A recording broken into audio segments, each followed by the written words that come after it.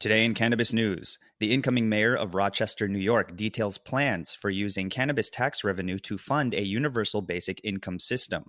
A Germany-based cannabis firm claims it is still in negotiations with Afghanistan's Taliban leadership about establishing a cannabis cultivation facility in the country.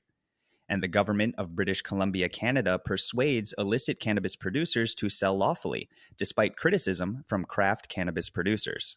It's Wednesday, December 29th, and this is your Trichomes Morning Buzz.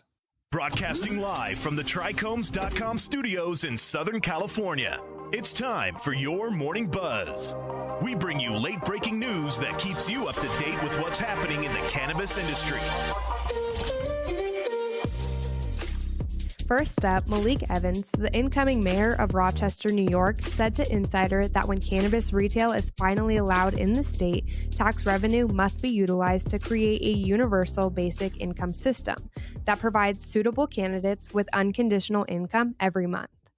Although the municipality has previously established an income initiative, it is supported with federal funds. And Evans feels that cannabis tax would be a more long-term form of funding to assist the city's most vulnerable residents.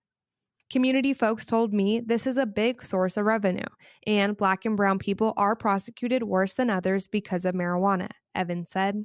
The Rochester City Council recently passed a trial campaign for a universal basic income system, which will provide $500 monthly to 175 families living at or under the national poverty line. The funds for the initiative will come from President Joe Biden's American Rescue Plan, which has helped numerous localities throughout the country build their own universal basic income initiatives. Evans aims for Rochester's system to become less dependent on those funds in the long run, while he is hoping to use private donations to extend the existing universal income program to 1,000 families. Last week, Evans established the Rochester Cannabis Preparation Commission so that the municipality may get underway as soon as it receives approval. "We want to start getting revenue from marijuana because you can't just have the government," he said.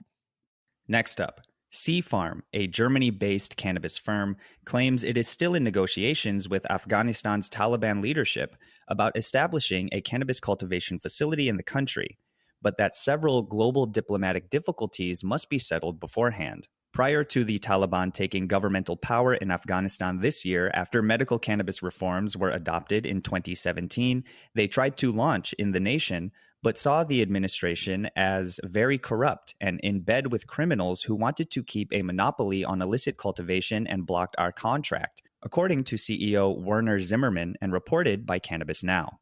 Seafarm considers the Taliban government as a productive collaborator. However, the nation administration has failed to acquire global acceptance, which is required to complete the deal. Seafarm wants to set up a distillation plant in the nation, utilizing cannabis farmed by local growers and selling it to international customers. Last up, the government of British Columbia, Canada has persuaded several illicit cannabis producers to start distributing lawfully in an attempt to drive illegal cannabis out of the sector, despite many craft cannabis producers criticizing the endeavors. The province asserts that the attempt to introduce gray or black market producers to the legalized commercial sector has been concentrated on the central Kootenay area via a pilot campaign and company resources, including guiding hopeful growers through the federal permit procedure as well as advertising improvement and safety certification. In an interview, Solicitor General Mike Farnworth stated that regulations can be less stringent to stimulate development in the cannabis market, and that he's listened to industry groups who are frustrated with the regulations regarding getting cannabis on the market, as well as sellers who detest safety protocols such as frosted glass for retail locations.